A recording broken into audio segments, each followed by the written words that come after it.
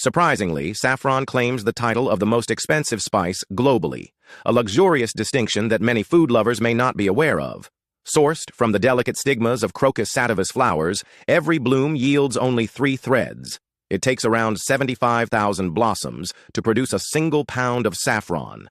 This golden spice not only brings a rich flavor, but also a vibrant hue to dishes like paella and risotto. Traditional methods involve hand harvesting, ensuring each strand retains its unique qualities. Saffron flourishes in Mediterranean and Middle Eastern cuisines, enhancing flavors and elevating meals. Next time you savor a dish colored with saffron, remember each bite holds the story of countless flowers. It's a delicious reminder of nature's luxury.